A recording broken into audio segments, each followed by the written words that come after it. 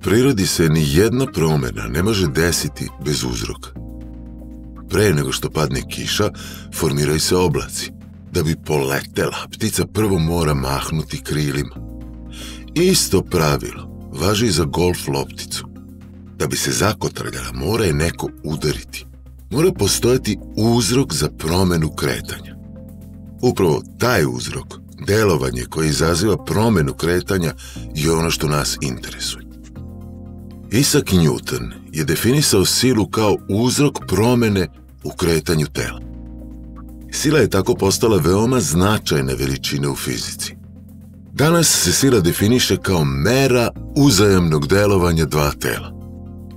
Po dogovoru silu označavamo velikim latiničnim slovom F, a merna jedinica je u čast Isaaca Newtona Newton, koji skraćeno pišemo kao veliko latinično slovo N.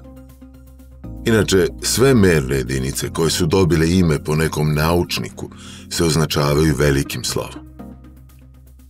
Ali šta ako telo na koje deluje sila ne može da se pomeri? Tada dolazi do deformacije tela koja može, ali ne mora biti vidljiva golim okom. Kada duva jak vetar, drveće se savija.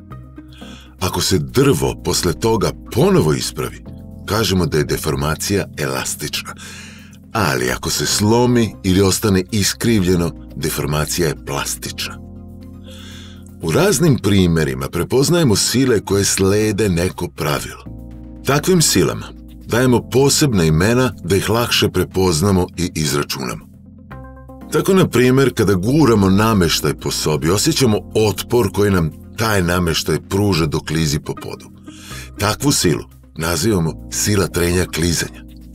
Kada vozimo bicikli po pesku, osjećamo da je to mnogo teže činiti jer se osim guma tokom vožnje deformiše i pesak. Tu silu nazivamo sila trenja kotrljanja. Sile trenja se uvek suprotstavljaju kretanju, ali ne zavise od brzine klizanja, odnosno kotrljanja. Međutim, postoji jedna sila koja se također suprotstavlja kretanju, ali zavisi od brzine kretanja tela. Kompletna lekcija, zajedno sa ostalim lekcijama iz ove oblasti, je dostupna na sajtu fizičar.com u vidu online kursa.